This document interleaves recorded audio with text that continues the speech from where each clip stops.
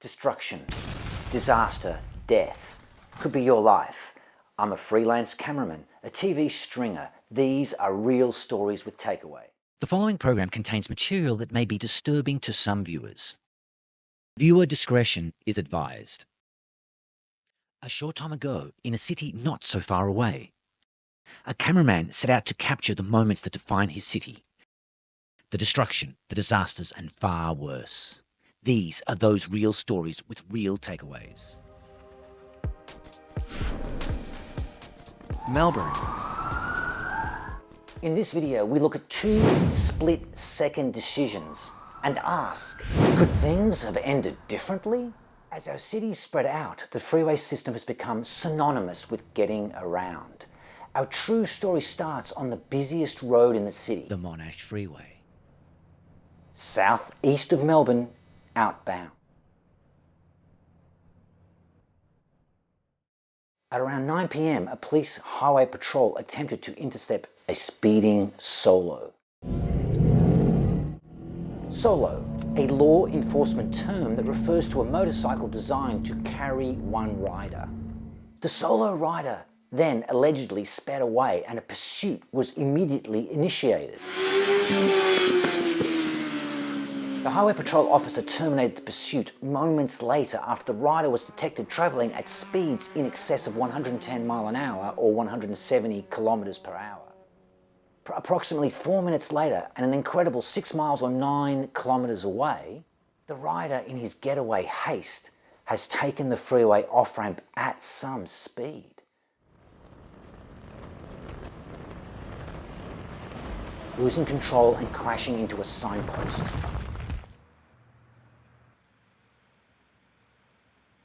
Paramedics are seen attending to the downed rider, who is now intubated.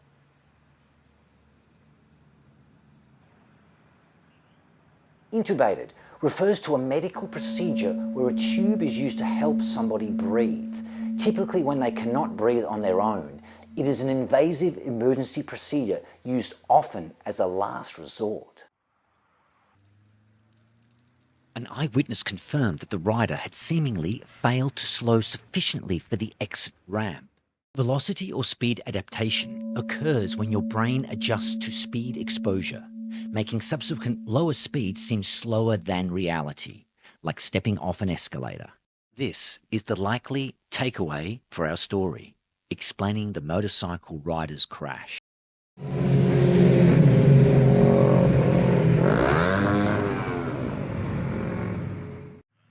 The 32-year-old rider was conveyed to the trauma hospital in a critical condition.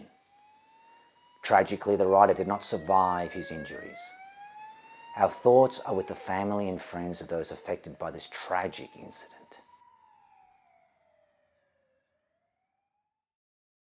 The USA Today newspaper report confirmed that 44% of the 11,506 people killed in fleeing vehicle pursuits between 1979 and 2013 were innocent non-participants.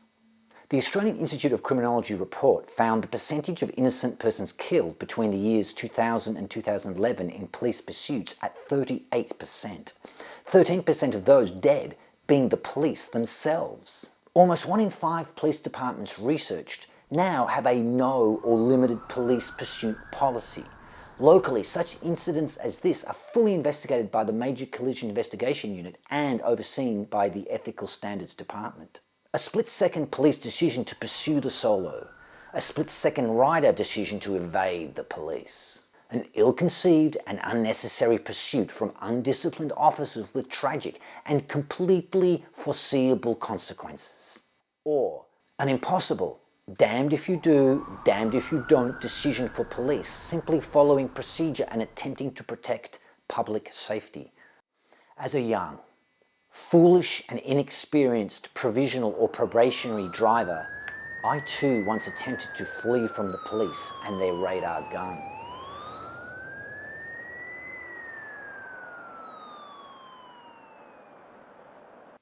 Join the conversation. Please leave a like and a comment. Have you ever attempted to flee? What happened? Do you support the actions of the police? Should more limits be placed on the police? Do you have a friend or family member who has a fast motorbike or car?